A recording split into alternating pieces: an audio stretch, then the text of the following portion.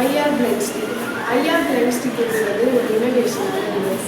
இது கண்ணு தெரியாதவங்களுக்கும் வயதானவங்களுக்கும் அவங்களோட சுற்றுப்புறத்தில் பாதுகாப்பாகவும் சுதந்திரமாகவும் நடமாட இருக்கணும். இதோட முக்கியமான வேலை என்னன்னா இன்ஃப்ரண்ட் ஐஆர் ரேடியேஷன் டெக்னாலஜியும் ஒரு பஸரையும் ஒன்றா சேர்த்து யூஸ் பண்ணுறது தான். இந்த ஸ்டிக்கு ஐஆர்எஸை வெளியிடும்.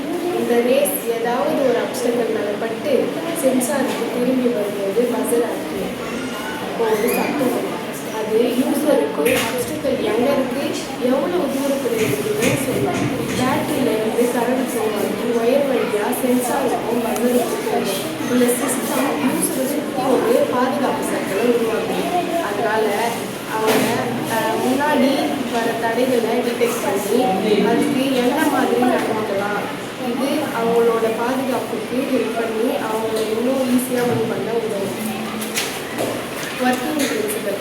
ஐஆர் ஸ்டிக் முன்னாடி இருக்கும் ஆப்ஜெக்ட்கள் மேலே இன்ஃபரன்ட் ரேஸாக இருக்கும்.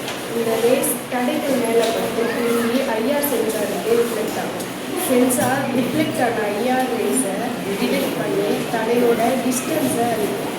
ஒரு குறிப்பிட்ட டிஸ்டன்ஸுக்குள்ள தடைகளாக இருக்கிற சென்சார் ஒரு சிக்னலை மைக்ரோ கண்ட்ரோலர் எக்ஸாம்பிள் ஆடியோக்கு அனுப்பும்.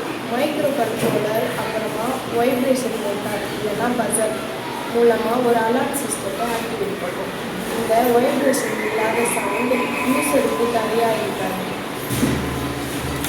அதுக்கப்புறம் ப்ராஜெக்ட் ஸ்டெப் டிசைன் சர்க்யூட்.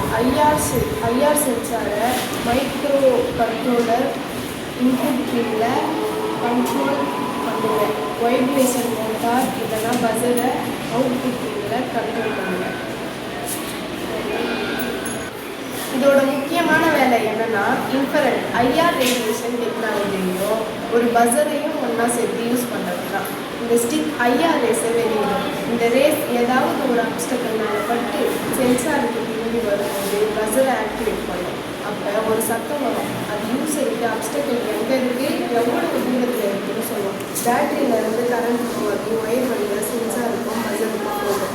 இந்த சிஸ்டம் யூஸர் சுற்றி ஒரு பாதுகாப்பு சர்க்கிளை உருவாக்குது. அதனால் அவங்க முன்னாடி வர தடைகளை டிடெக்ட் பண்ணி அதுக்கு எந்த மாதிரி நடந்துக்கலாம், இது அவங்களோட பாதுகாப்புக்கு ஹெல்ப் பண்ணி அவங்கள இன்னும் ஈஸியாக மூவ் பண்ண உதவும்.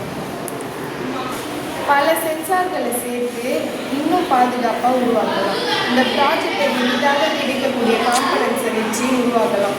ஆர்டினோ EDI பயன்படுத்தி ப்ரோக்ராமை இன்னும் பெருசாக யூஸ் பண்ணலாம். இதுக்கு நான் யூஸ் பண்ண காம்பனன்ட்ஸ் என்னென்னா ultrasonic sensor, water sensor, GPS